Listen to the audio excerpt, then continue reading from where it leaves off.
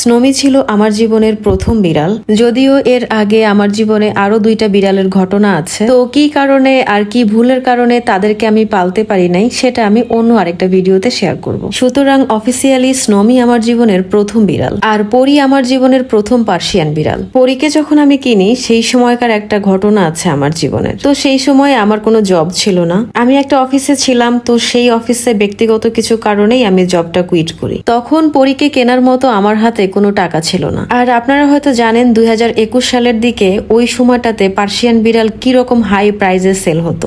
এক চুলও মিথ্যা বলতেছি না, পরীকে কেনার জন্য আমি টানা 2-2.5 মাস শুধুমাত্র মরিচ ভর্তা দিয়ে ভাত খাইছি। মানে খাবারের জন্য যে টাকাটা আমার ছিল সেই টাকাটা পুরোটাই আমি জমায় রাখতাম জাস্ট পরীকে আমি কিনবো। আজকের দিনে দাঁড়িয়ে এই কথাগুলো বলতে আমি এতটুকু লজ্জা পাচ্ছি না। এবং এই যে এই ঘটনাটা কখনোই আমি কারোর সাথে শেয়ার করি নাই, ফার্স্ট টাইম আপনাদের সাথে শেয়ার করতেছি। তো অনেকেই হয়তো বলবেন যে পার্সিয়ান বিড়াল কেনার দরকারটা কি এত কষ্ট করে, কিন্তু ভাই আমার একটা স্বপ্ন ছিল আমার একটা পার্সিয়ান বিড়াল থাকুক, আর সেই স্বপ্নটা পূরণ করার জন্যই আমি এতটা কষ্ট করছি। আর শুধু কিনলেই তো হয় না, কেনার পরও একটা এক্সপেন্স আছে, সেটাও মেনটেন করার জন্য আমি অনেক কষ্ট করছি। তো 2-2.5 মাস তো আমি মরিচ ভর্তা দিয়ে খাইলাম, তাই না? এরপরও আমার পুরো টাকাটা ম্যানেজ হয় নাই। দেন আব্বুর কাছ থেকে আমি 15,000 টাকা চাইলাম, উনি আমাকে টাকাটা দিলেন। তারপর আমি গিয়ে পরীকে কিনলাম। এখন আমার অনেক পার্সিয়ান বিড়াল, কিন্তু এই 2 বিড়ালের গুরুত্ব আমার জীবনে অনেক। যদিও স্নোমি ছিল নিউটার করা, তারপরেও আমি স্নোমির বউ হিসেবে পরীকে নিয়ে এসেছিলাম। কিন্তু এতটাই দুর্ভাগ্য আমাদের, পরীকে আনার কয়েক মাসের মধ্যেই আমরা স্নোমিকে আমাদের জীবন থেকে হারিয়ে ফেলি।